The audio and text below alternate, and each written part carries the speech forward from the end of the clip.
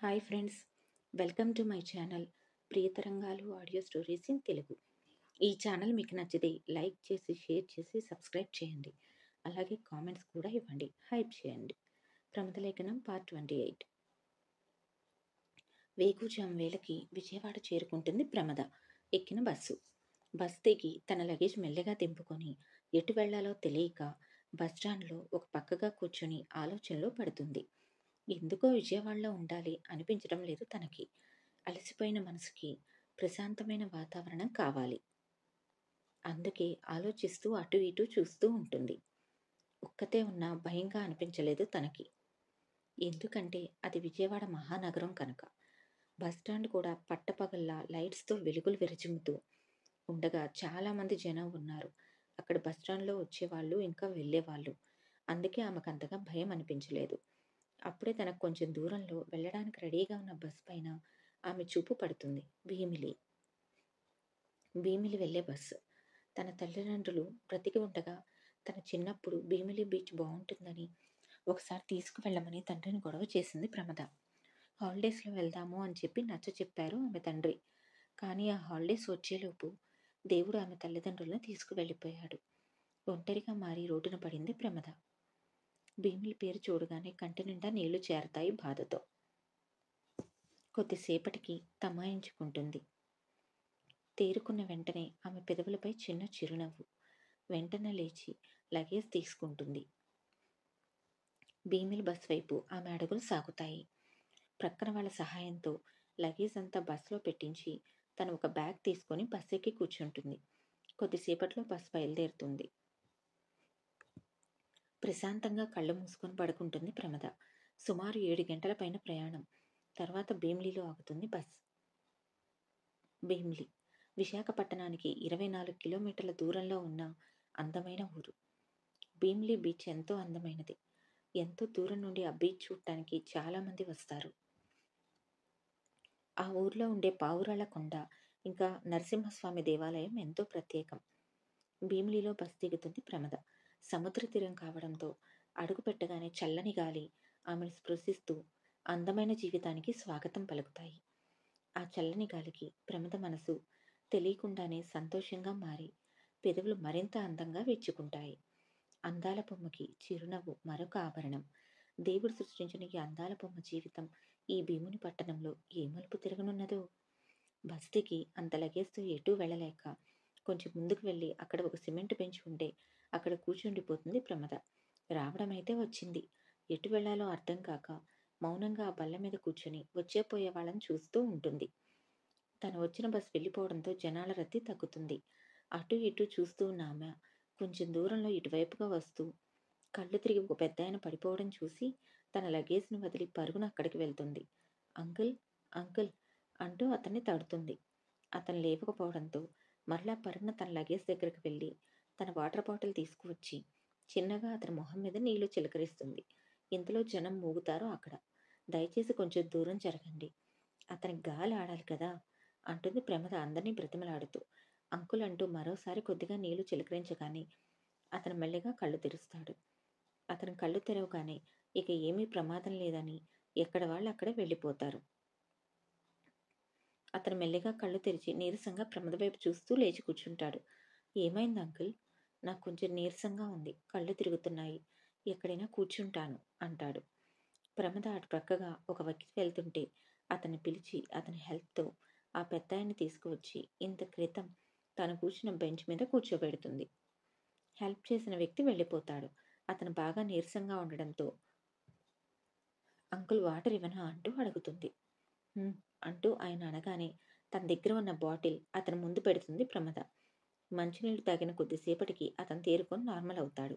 కంగారు పడుతున్న ప్రమద వైపు చూసి చిన్నగా నవ్వుతాడు. అతను నవ్వు చూసిన తర్వాత కానీ కంగారు తగ్గలేదు ప్రమదకి. భయపడకమ్మా, పెద్దవాడిని కదా, పని ఉండి బస్టాండ్ వైపు వచ్చాను, ఎండకు కళ్ళు తిరిగినట్లుగా ఉన్నాయి అంటాడు. ఎవరినైనా తోడు తెచ్చుకోవాల్సింది అంకుల్. నాకు తోడు ఎవరూ లేరమ్మా, నా భార్య తప్ప. దానికి నేను, నాకు అది తప్ప ఇంకెవరూ లేరు. మాకు పిల్లలు ఇవ్వలేదమ్మా ఆ దేవుడు అంటాడు ఆయన దిగులుగా. బాధపడకండి అంకుల్ అంటూ ఓదారుస్తుంది ప్రమద. కొద్దిసేపటికి ఆయన నార్మల్ అవుతాడు. అవును, ఈ లగేజ్ అంటాడు ప్రమదం చూస్తూ. నాదే అంకుల్. బ్రతకడానికి భీమిలి వచ్చాను.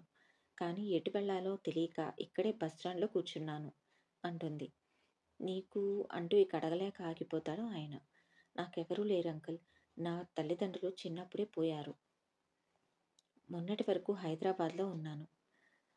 అనుకోకుండా ఆ నగరాన్ని వదిలి బ్రతకడానికి ఈ భీమిలి వచ్చాను. ఇక చూడాలి ఎలా బ్రతకాలో అంటుంది చిరునవ్వుతో. ఏం చేయాలో తెలియని పరిస్థితిలో ఉన్నా, ఎవరూ తనకి తోడుగా ఉండేవారు లేకపోయినా, ఆమె చెదరని చిరునవ్వుకు ఆ పెద్దాయనలో ఆశ్చర్యం. ఇక్కడ రెంట్‌కేమైనా ఇళ్ళు దొరుకుతాయా అంకుల్? ఆమె ప్రశ్నకి చిన్నగా నవ్వి, పద వెళ్దాం అంటాడాయన లేచి. ఎక్కడికి? అంటుంది అర్థం కాక ప్రమద. మా ఇంటి ప్రక్కనే మరో ఇల్లు ఖాళీగా ఉంది. Single bedroom. ఆ ఇల్లు చూడగా ఆ ఇల్లు కూడా నాదే అంటాడతను. అమ్మో! సింగిల్ బెడ్‌రూమ్‌నా? అంత డబ్బులు నేనిచ్చుకోలేను అంకుల్. నాకు ఒక రూమ్ ఉన్న ఇల్లు చాలు. పైగా నేను అడ్వాన్స్ అది ఇచ్చుకోలేను. అందుకే మీకు ఈ ఏరియా తెలుసు కనుక నాకు ఒక ₹1000లో ఈ ఏరియాలో ఒక చిన్న రేకుల షెడ్ ఉంటే చెప్పండి అంటూ ఆమె అడిగిన దానికి అలాగే చూస్తాడు ఆ పెద్దాయన. నా ఇల్లు ఏమీ డబుల్ బెడ్‌రూమ్ కాదమ్మా. Only single bedroom. చెక్కని ముక్కలతో అందంగా ఉంటుంది. పైన మరో సింగిల్ బెడ్‌రూమ్ హౌస్ ఉంటుంది.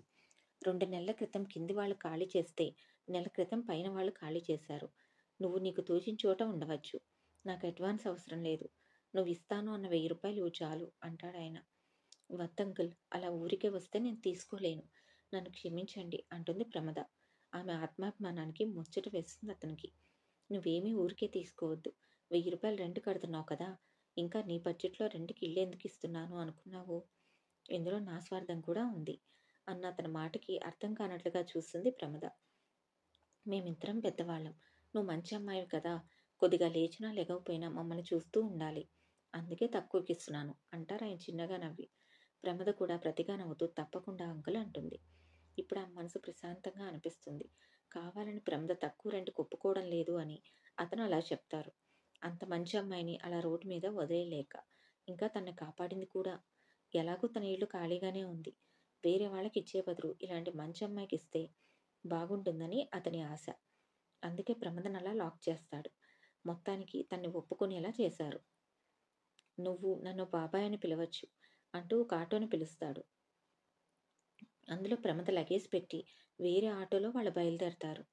నా పేరు శ్రీధర్. నాకు 65 ఏళ్ళు అంతే. కాకపోతే జుట్టు కొంచెం నెరిసింది అంటారాయన.